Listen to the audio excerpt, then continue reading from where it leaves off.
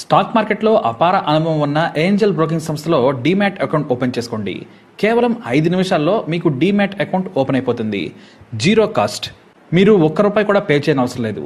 కేవలం మీ దగ్గర ఉండవలసింది మీ PAN card, Aadhaar card, bank account. ఈ వీడియో కింద ఉన్న లింక్ క్లిక్ చేస్తే కేవలం 5 నిమిషాల్లోపే డీమ్యాట్ అకౌంట్ ఓపెన్ చేసి ట్రేడింగ్ కూడా స్టార్ట్ చేసేయచ్చు.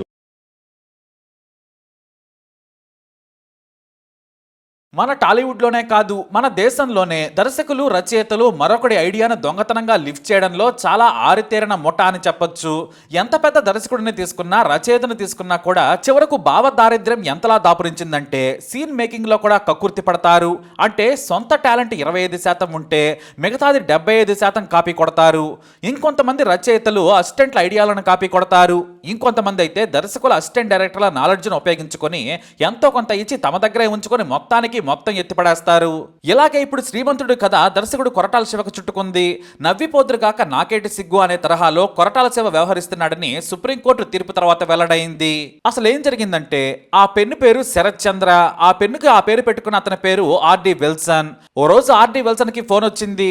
చేసింది అతనికి బాగా దగ్గర ఫ్రెండ్. శ్రీమంతుడు సినిమా చూసావా అని అడిగాడు ఫ్రెండ్. లేదన్నాడు శరత్ చంద్ర అలియాస్ విల్సన్.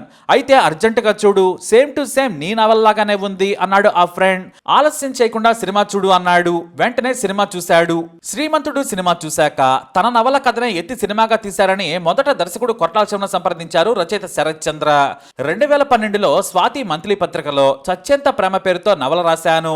శ్రీమంతుడి సినిమా చూశాక నా కథనే మీరు తీశారని తెలిసింది అని కొరటాల శివతో డైరెక్ట్ గానే చెప్పేశారు. కానీ ఇది మా కథ, మీ నవలకు మా సినిమాకు సంబంధం లేదని ఒక్క ముక్కలో చెప్పేశారు కొరటాల శివ. అయితే ఏం చేయాలో తెలియక చివరకు రచయితల సంఘంలో ఫిర్యాదు చేశారు ఆర్డి విల్సన్ ఎలియాస్ శరత్ చంద్ర. అది కూడా చాలా ఆలస్యంగా. ముందుగా చెన్నై రచయితల సంఘం, దర్శకుల సంఘంలో ఫిర్యాదు చేశాడు. వారేమో తెలుగు సినిమా కాబట్టి హైదరాబాద్ లోని అసోసియేషన్ కు షిఫ్ట్ చేశారు.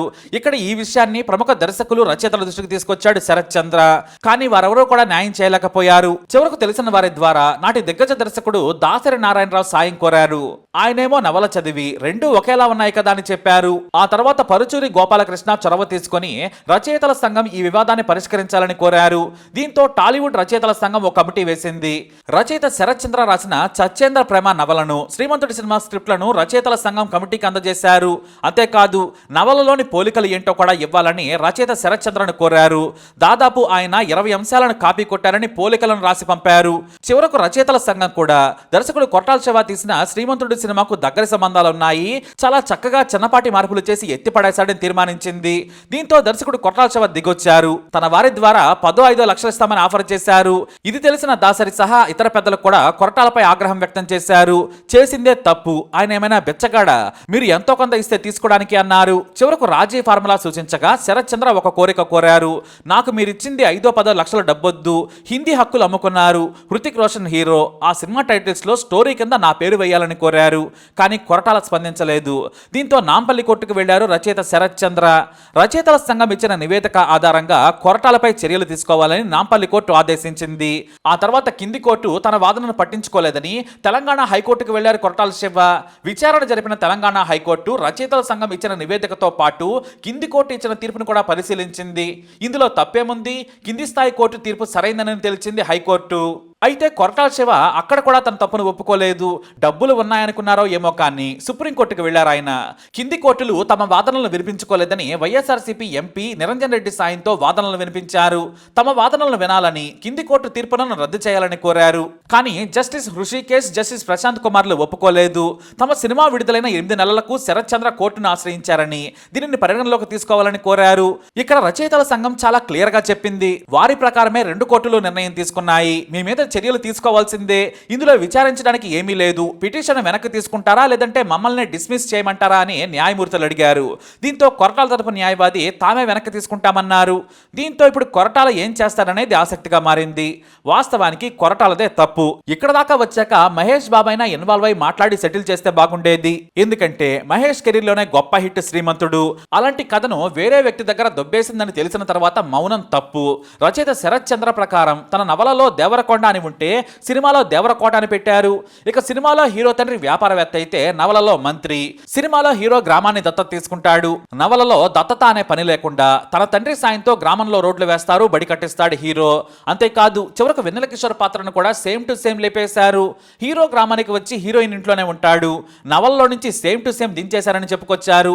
ఇలా చెప్పుకుంటూ పోతే కీలకమైన కథను ఎత్తేయడమే కాదు, పాత్రలను పేర్లను కూడా కాపీ చేశారని ఆవేదన వ్యక్తం చేశారు ఆయన. 2012లో వచ్చిన కథల్లో ఆ ఏడాది టాప్ 5లో నిలిచింది ఈ స్టోరీ.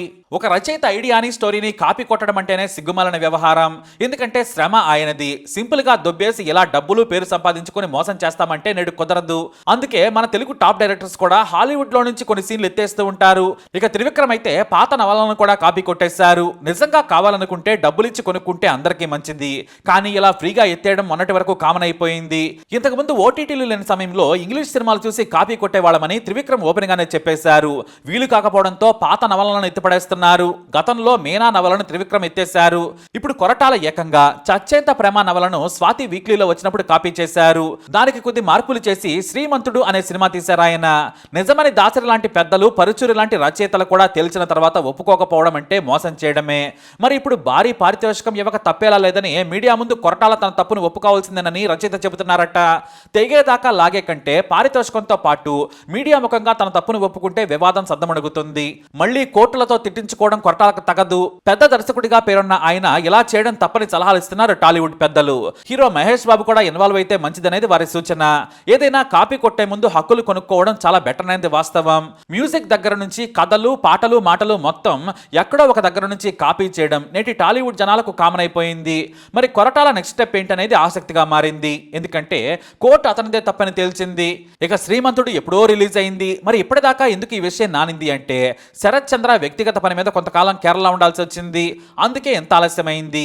ఇక ఈ విషయంపై శ్రీమంతుడి దర్శకుడు కానీ నిర్మాతలు కానీ ఎవరు కూడా వివరణ ఇవ్వడానికి అందుబాటులో లేరు. చేసేది లేక మీడియా ముందుకు వచ్చానన్నారు శరత్ చంద్ర. గోటితో పోయేదాన్ని కోర్టు దాకా లాగి ఇప్పుడు పరువు కూడా తీసుకోవడంతో ముగిసింది. నాంపల్లి కోర్టు ఆదేశాల మేరకు చర్యలు తీసుకుంటారా లేదంటే సెటిల్ చేస్తారా అనేది ఆసక్తిగా మారింది. ఇక మరో ముఖ్య విషయం ఏంటంటే శ్రీమంతుడు బ్లాక్ బస్టర్ ఇచ్చినందుకు మహేష్ బాబు స్వయంగా ఓ హై రేంజ్ కారు కూడా గిఫ్ట్ గా ఇచ్చారు. దాని విలువ సుమారుగా 70 లక్షల పైమాటే. ఇంత గొప్పగా అన్ని జరిగాక పాపం శరత్ చంద్రను కూడా సాటిస్ఫై చేస్తే సరిపోయేది, కానీ తెగేదాకా లాగేశారు. ఇప్పుడు ఏం జరుగుతుందో చూద్దాం. ఈ వీడియోపై మీ అభిప్రాయం ఏంటి? కమెంట్ ద్వారా తెలియజేయండి. అలాగే ఇలాంటి ఇన్ఫర్మేషన్స్ కోసం వీడియో లైక్ చేయండి, షేర్ చేయండి, మా ఛానల్ని సబ్స్క్రైబ్ చేసుకోండి.